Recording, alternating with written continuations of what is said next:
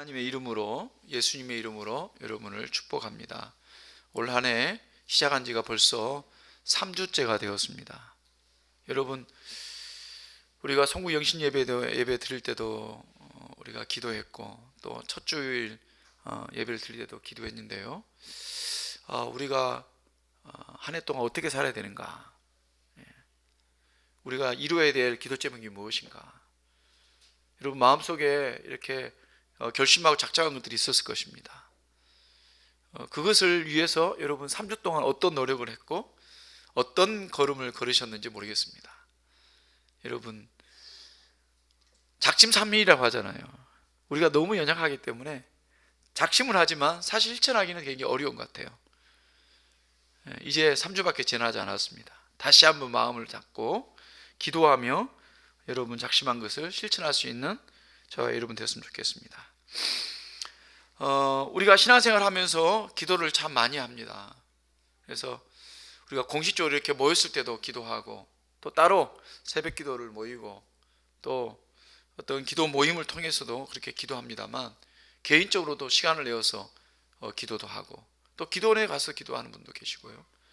또 그렇지 않고 일상생활 가운데서 기도가 필요할 때 급하게라도 기도하고, 그런 경우가 많죠.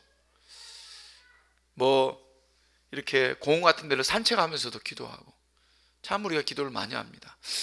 그런데 우리가 기도할 때 보통 무엇을 위해서 기도합니까? 대부분은 우리의 삶의 필요를 위해서 기도할 때가 많습니다. 하나님 이거 필요합니다. 하나님 이거 고쳐주셔야 됩니다. 하나님 도와주셔야 됩니다. 하나님,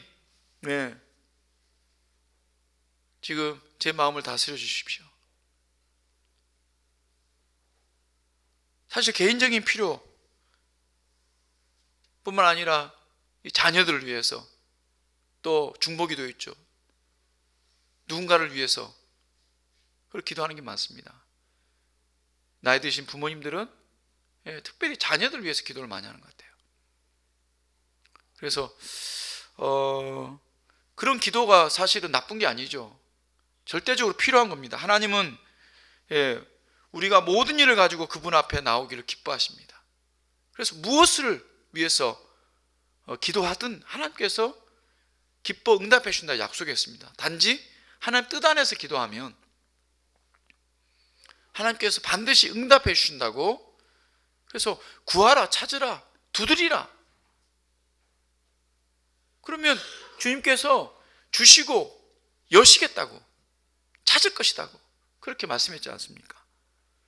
그래서 여러분, 기도해야 됩니다. 그런 기도 반드시 해야 되죠. 그런데 오늘 성경에 보면 우리 필요를 넘어서는 그런 다른 종류의 기도가 많이 나옵니다. 특별히 오늘 본문에 사도 바울이 골로새 교회 성도들 위해서 기도하는 내용이 나오는데요. 사도 바울은 이 기도에서 어떤 형편을 바꿔달라, 어떤 환경을 바꿔달라, 어떤 필요를 채워달라, 이런 기도를 하기보다 그 초점이 성도들이 어떤 사람이 되게 해달라, 어떤 하나님의 사람이 되게 해달라고 그렇게 기도하고 있는 것을 우리가 발견하게 됩니다. 사랑하는 여러분, 오늘 말씀을 통해서 이 사도 바울의 기도에 대해서 우리가 깨닫고 그것에 도전을 받기를 원합니다. 그래서 우리 모두가 우리 일상의 기도, 우리의 필요를 위해서 기도를 해야 되지만 더욱더 우리가 품어야 될, 사모해야 될 그런 기도 제목이 따로 있다는 것을 여러분 아시고, 그런 기도 제목을 우리 마음 가운데 품을 수 있는 저와 여러분 되시기를 바랍니다.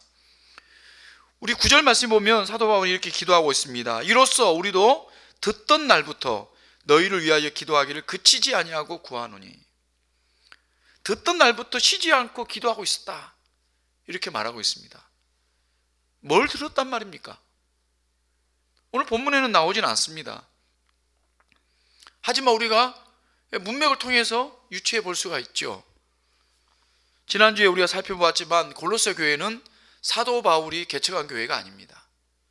에바브라고 하는 분이 개척한 교회예요.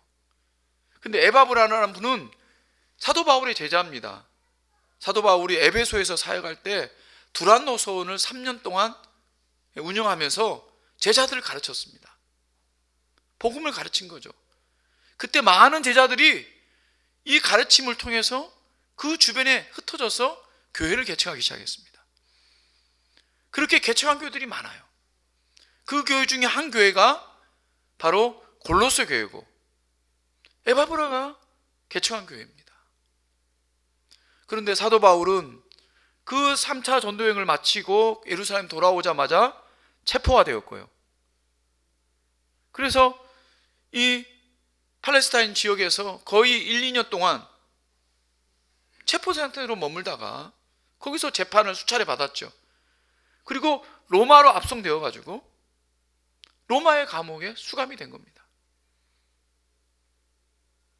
그래서 아마도 그때까지 에바브라가 와서 자기 교회에 대해서, 골로새 교회에 대해서 이야기하기 전까지는 골로새 교회가 있었는지도 사실은 몰랐을 것입니다. 그런데 에바브로가 수감 중인 이 사도 바울을 찾아와서 교회에 대해서, 교회에 어떻게 해서 개척이 되었고, 개척한 교회가 지금 어떻게 성장하고, 그리고 그 중에서 어떤 어려움이 있는지, 특별히 이단 때문에 복음의 진리를 그르치게 하는 그런 자들 때문에 지금 교회에 혼란이 있다, 이런 이야기를 들려주게 된 것이죠. 그 이야기를 듣고 그 이후부터 기도하기를 그치지 않았다. 사도 바울이 기도할 때 얼마나 많은 교회를 위해서 기도했겠습니까? 그런데 그 감옥에 있을 때만큼 많은 기도를 할 수 있는 기회가 더 있었겠습니까? 물론 사도 바울은 감옥에 갇혔지만 아예 그냥 아무것도 할 수 없는 그런 감옥이 아니었습니다. 지금 같으면 연금 이런 구금, 그래서 외부와 소통할 수 있는, 손님도 찾아올 수 있고 이야기도 할 수 있고 아마 그런 상태였지 않나, 그렇게 생각이 됩니다. 하지만 그 어느 때보다도 전도하고 가르치고 또 일도 하고 그렇게 1차, 2차, 3차 전도여행을 다녔지 않습니까? 물론 그때도 기도를 많이 했겠죠. 그러나 감옥에서 그 어느 때보다 많은 기도를 했을 겁니다. 그렇기 때문에 수많은 교회, 자기가 개척한 교회뿐만 아니라 예루살렘 교회와 그 밖에 세계 교회를 위해서, 복음을 위해서 그렇게 기도했을 것입니다. 그 기도 가운데 이제 하나 더 골로새 교회의 성도들을 위해서 기도가 첨가된 것이죠. 여러분, 누군가 널 위해 기도하네. 누군가 널 위해 기도하네.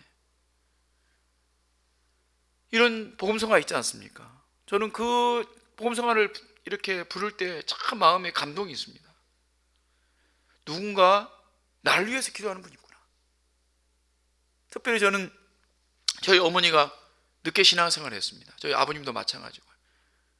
제가 홀로 먼저 신앙생활 하게 되었고, 물론 어릴 때는 우리 동생들이나 우리 누님도 신앙생활 했지만요, 이후에 제가 예수 믿고 난 다음에 다시 우리 누님이나 동생 신앙생활을 하고, 그리고 그 한참 후에 저희 어머니가 교회를 나가기 시작했습니다. 그런데 누구보다도 열심히 새벽 기도를 하시는데 아마도 저를 위해서 끊임없이 기도하지 않을까, 그런 생각을 합니다. 이 찬양을 부르면 어머니가 생각나요. 날 위해서 기도하고 계시구나. 여러분을 위해서 기도하는 분 누군가가 있을 것입니다. 여러분을 위해서 누가 기도하겠습니까? 제가 기도합니다. 제가 매일 기도합니다. 한 분 한 분을 놓고 기도합니다. 뿐만 아니고 여러분 위해서도 기도하는 분들이 많이 있을 거예요. 얼마나 고맙고 감사한 일인지 모릅니다. 그러면 여러분, 우리도 어떻게 되겠습니까? 우리도 누군가를 위해서 기도하는 존재가 되어야 되겠죠. 누군가를 위해서 쉼 없이 기도하는 존재. 우리가 기도를 받는 것뿐만 아니라 누군가를 위해서 기도하는 그런 성도들이 되었으면 합니다. 사실 우리 교회를 위해서 기도하는 여러분들이 계세요. 기도만 할 뿐만 아니라 후원도 하시고요, 전화도 오셔서 물어보기도 하시고. 여러분, 우리 교회를 위해서 기도하는 그런 분들이 많이 있다는 것을 여러분 기억하시고, 여러분도 우리 가족뿐만 아니라 우리 성도들, 그리고 다른 교회, 어려운 교회, 또 세계 교회, 핍박받는 교회, 이런 교회들을 위해서 기도하는 기도의 동료자들이 다 되기를 주님으로 축원합니다. 그러면 골로새 교회를 위해서 끊임없이 기도하고 있는데 어떤 기도를 하고 있습니까? 9절 하반절에 보면 너희로 하여금 모든 신령한 지혜와 총명에 하나님의 뜻을 아는 것으로 채우게 하시고 그랬습니다. 지혜와 총명에 하나님의 뜻을 알도록, 하나님 뜻을 아는 것으로 채울 수 있도록 그렇게 기도했다고 합니다. 어디에다가요? 지혜와 총명에. 그러니까 우리가 가지고 있는 지혜, 총명, 지식, 그런 게 있지 않습니까? 그게 하나님을 아는 것으로 채워지는 것입니다. 그러면 오늘 사도 바울은 무엇을 놓고, 하나님의 어떤 부분을 놓고 지금 지혜와 총명으로 그것을 깨닫게 하기 위해서 기도하고 있을까요?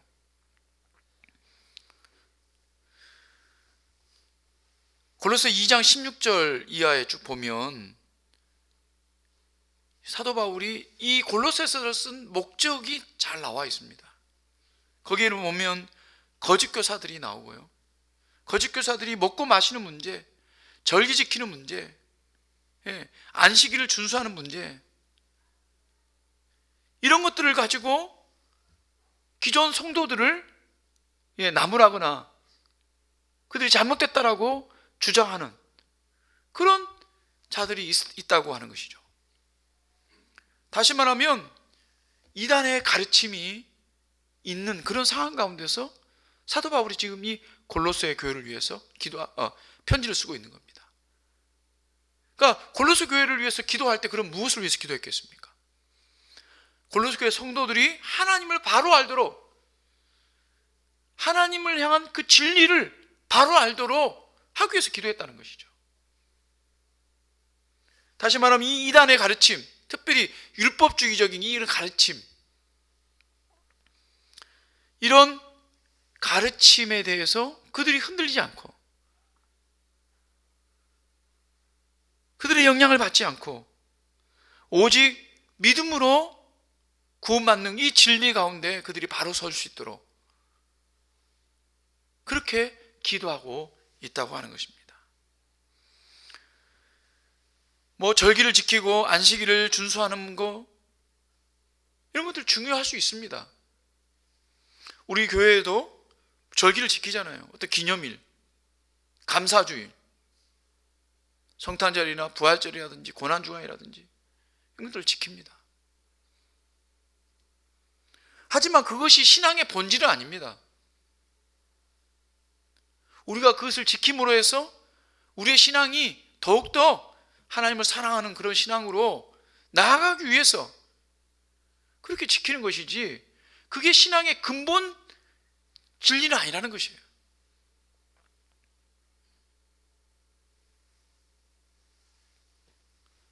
신앙의 진짜 진리는 무엇입니까? 그것인가? 믿음으로 구원받는다는 사실입니다. 우리 열심히 예배드려야 구원받는 것이 아니라, 헌금을 많이 해야 구원받는 것이 아니라, 열심히 교회 나와서 봉사를 해야 구원받는 게 결코 아니라는 것입니다. 오늘 이 골로새 교회에 있는 이단들의 주장처럼 그런 이상한 그런 가르침들이 교회 안에 많이 퍼져 있습니다. 그냥 예수 믿는 것만 가지고는 초보적인 신앙이다. 좀 고급 그런 성도가 되려고 하면 방언을 해야 된다. 방언도 하지 못하면서 무슨 장로고 권사고 이렇게 주장하는 사람들도 있어요. 또 어떤 사람들은 영적인 체험을 해야 된다. 또 어떤 사람 심지어는 성령의 세례를 받는 것, 그것만으로 충분하지 않다. 성령의 기름 부음을 받아야 된다. 그래서 능력을 받아야 된다. 그렇게 주장하는 사람들도 있어요. 그러나 그렇지 않습니다. 물론 우리가 신비한 체험을 하면 정말 더 큰 은혜가 있겠죠. 우리가 방언으로 기도하면 나름대로 우리의 영을 위해서 하나님께 간구하기 때문에 더 영적 유익이 있을 수 있습니다. 우리가 성령 세례를 받지만 성령 세례를 매일처럼 받는 게 아니죠. 성령 세례를 일단 일생에 단 한 번 받는 것입니다. 어떤 사람은 성령 세례를 못 느끼는 사람도 있어요. 어떤 사람은 뜨겁게 느끼는 사람도 있죠. 그래서 기름 부음이라고 이렇게 이름을 붙일 뿐이지 다른 게 아닙니다. 우리가 기도해야 될 것은 성령 충만이죠. 이미 우리 안에 계신 성령의 그 음성이 우리 안에 충만하게 역사해서 우리가 하나님 앞에 성령의 그 음성대로 순종하는 삶, 그게 성령 충만한 삶이에요. 그래서 충만이라고 하는 것은 뭐가 가득 찬 걸 말하는 게 아니라 우리가 하나님 말씀 앞에 순종하게 되는, 저절로 순종하게 되는 삶이 성령 충만한 삶이에요.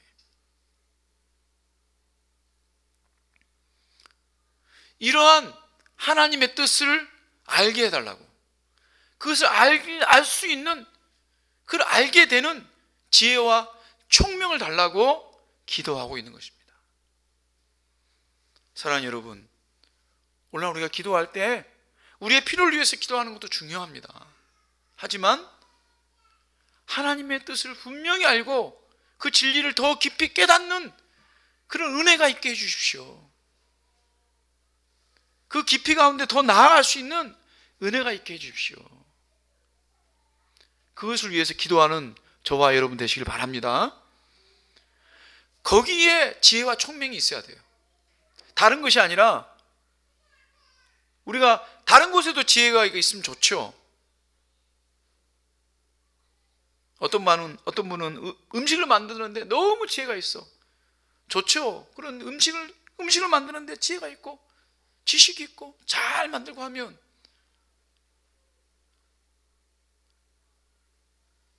그런데 올 한 해는 우리가 그것도 좋지만 우리가 이 하나님께서 우리를 향하신 그런 진리의 말씀을 깨닫는 그런 은혜가 있게 해주십시오. 말씀을 읽을 때마다 그 하나님 뜻이 깨달아지는 그런 총명함이 우리에게 있게 해주십시오. 그렇게 기도할 수 있는 저와 여러분 되시기 바랍니다. 바울의 두 번째 기도는 10절에 나와 있습니다. 주께 합당하게 행하여 범사에 기쁘시게 하고 모든 선한 일의 열매를 맺게 하시며 하나님을 아는 것에 자라게 하시고. 한마디로 말하면 행함이 있는 믿음을 갖게 해달라는 거죠. 주께 합당하게 행할 수 있도록. 주께 합당하게 행하면 무슨 일이 납니까? 범사에 하나님을 기쁘시게 할 수 있고, 또 모든 선한 열매를 맺을 수가 있고, 또 하나님을 아는 것에서 자랄 수가 있다. 성장할 수가 있다. 그렇게 말하고 있습니다. 어떻게 하면요? 주 앞에서, 주님 앞에서 주님께 합당하게 행하면 그렇게 된다는 것입니다.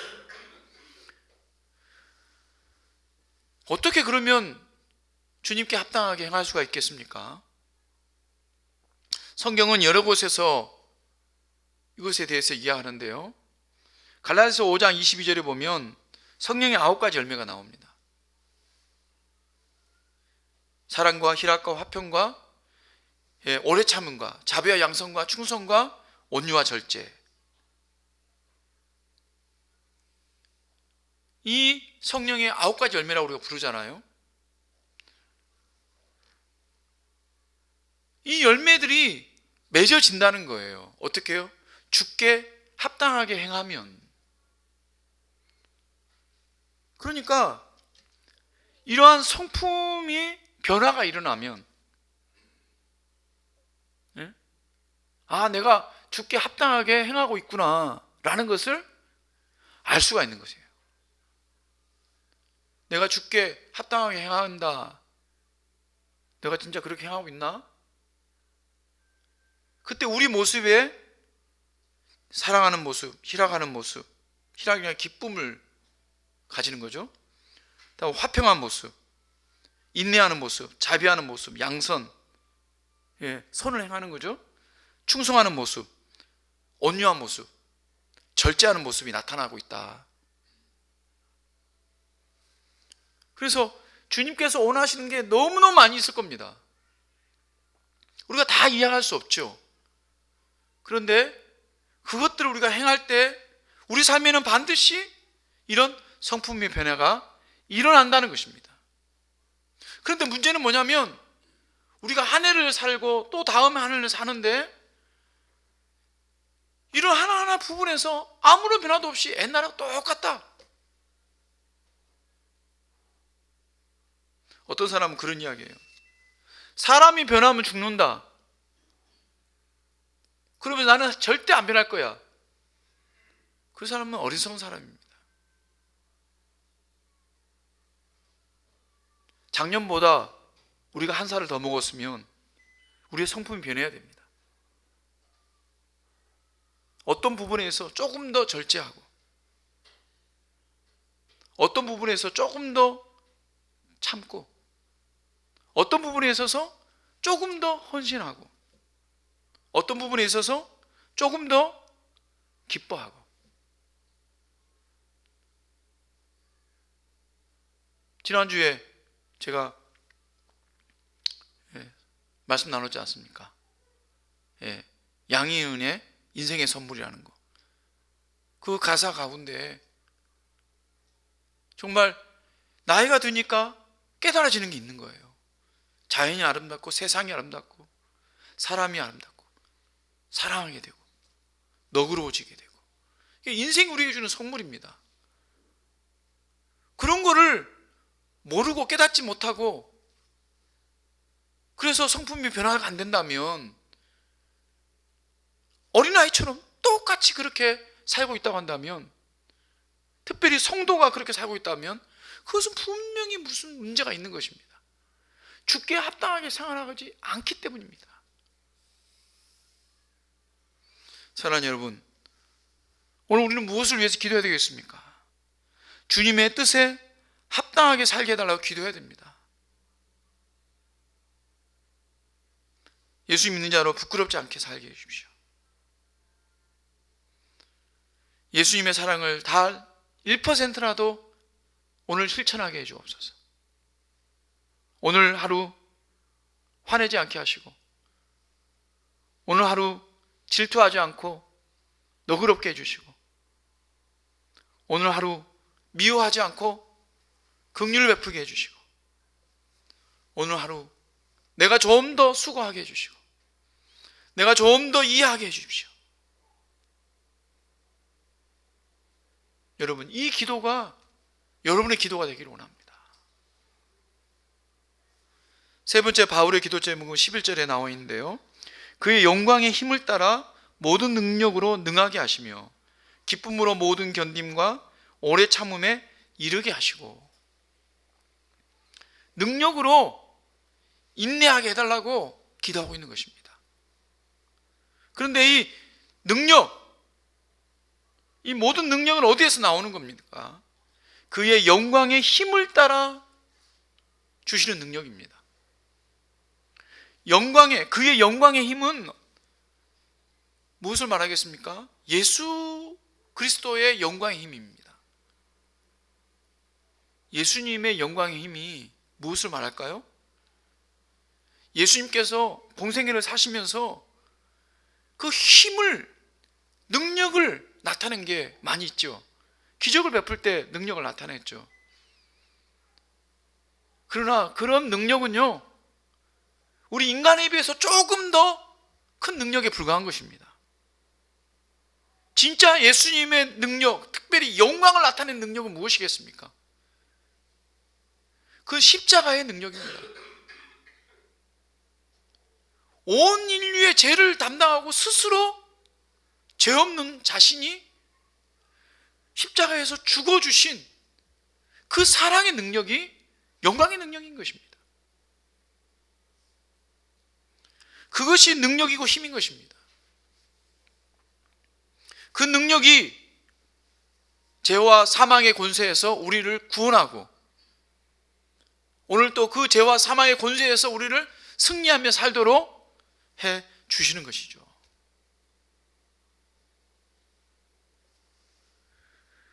그러므로 이 능력을 가질 때,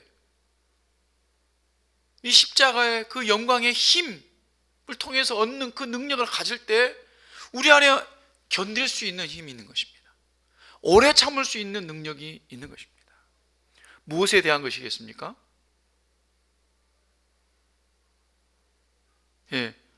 우리를 억누르려 하고, 우리를 힘들게 하고, 우리를 넘어지게 하고, 우리를 유혹하고, 우리를 짜증나게 하고, 우리를 좌절하게 하는 그 모든 것들로부터 우리가 견디고 오래 참고 이겨낼 수 있는 것입니다.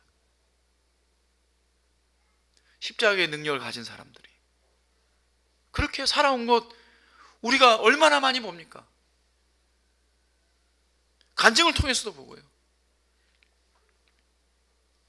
요즘 제 아내가 간증 나오는 유튜브를 많이 보더라고요. 매일 몇 편씩 듣는 것 같아요. 그분들이 정말 새로운 삶을 살게 되고 극적인 변화의 삶을 살게 된 이유가, 그 힘이 어디서 나옵니까? 십자가의 예수를 만난 이후에 나오는 겁니다. 죽음을 불사하고 사랑을 실천한 그 능력이 우리를 살게 하고 우리를 견디게 하는 것입니다.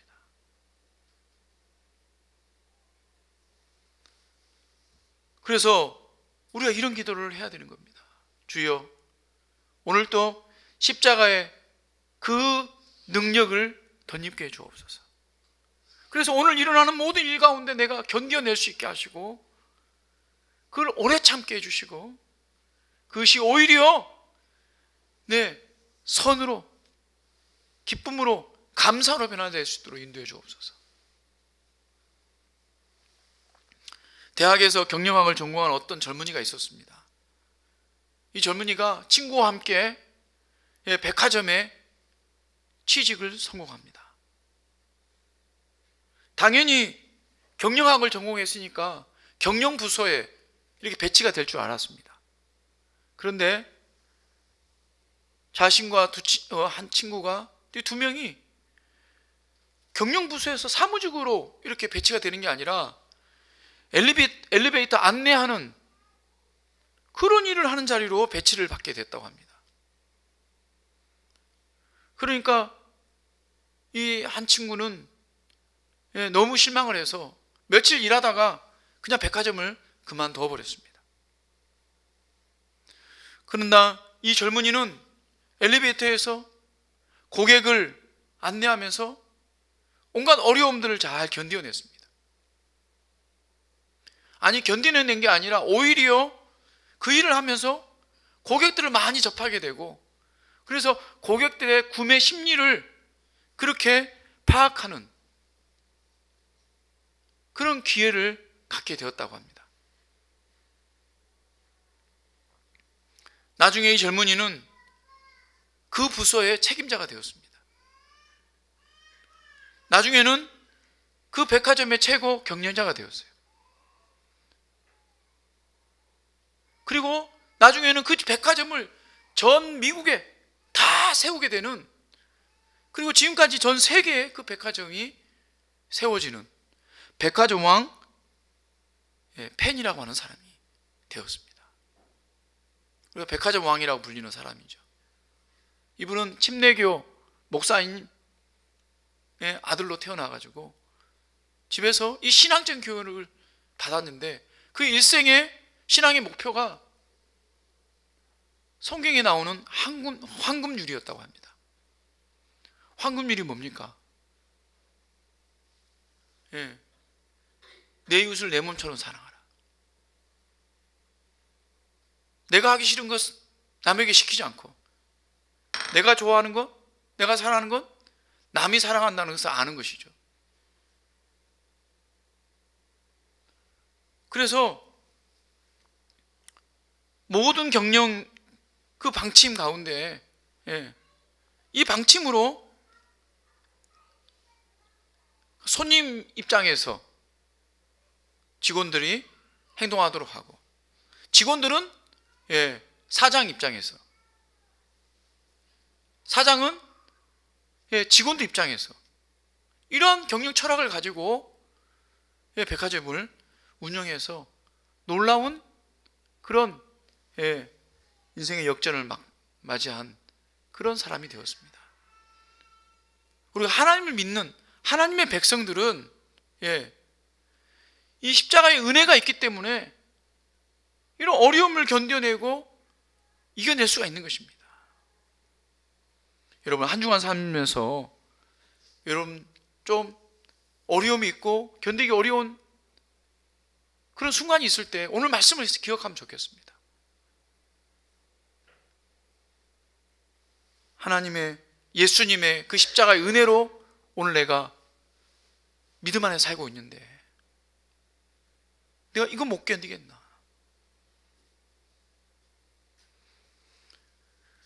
그러한 기도를 할 수 있는 저와 여러분 되시기 바랍니다.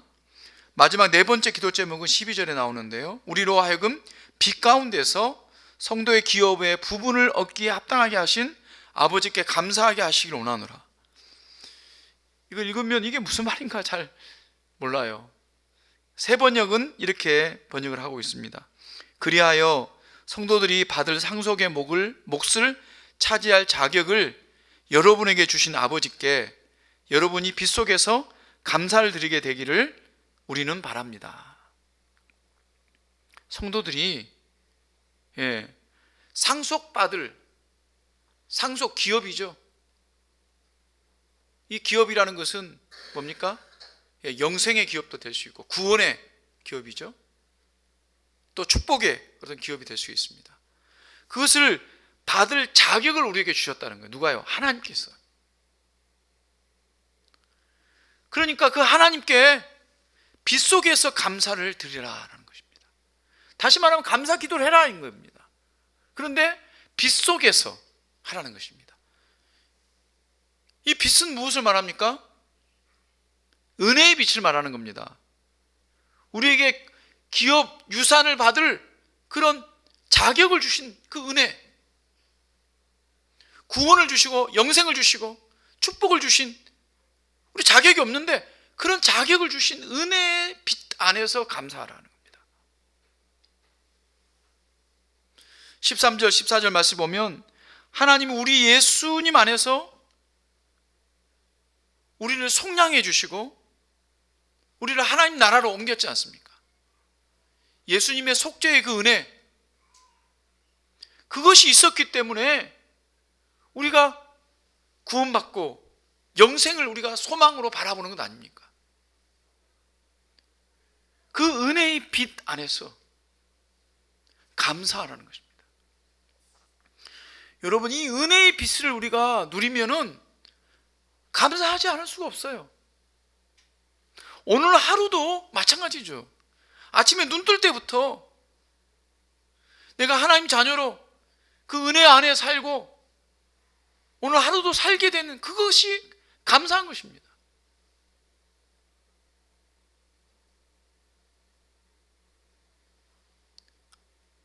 우리 삶의 모든 것이 마찬가지입니다. 우리가 건강하게 예배 드릴 수 있는 것도 은혜의 빛 가운데서 보면 당연히 감사해야 될 것이겠죠. 그렇지 못하고 만약에 우리가 침상에서 아픔 가운데서 누워있다고 하더라도 은혜의 빛 가운데서 보면 그럼에도 불구하고 우리가 호흡하고 있다고 하는 것만 해도 감사한 거예요. 어떤 사람은 식물인간으로 몇십 년을 살아가는 사람도 있어요. 불쌍하죠. 그런데 그가 만약 생각할 수 있다고 한다면, 그가 성도로 한다면 그도 은혜의 빛 가운데서 보면 감사할 수 있는 사람입니다. 아니 우리가 죽음의 문턱에 있다 하더라도 은혜의 빛 가운데서 감사할 수 있는 겁니다. 지금까지 우리가 살아온 것만 해도 감사한 거죠. 지금까지 우리가 살아오면서 누린 기쁨, 그것만 해도 감사한 거예요. 여러분, 은혜의 빛 가운데서 보면 감사하지 않을 게 하나도 없습니다. 그래서 여러분, 우리가 기도해야 될 기도 제목이 무엇입니까? 은혜의 빛 가운데서 감사하게 해주옵소서.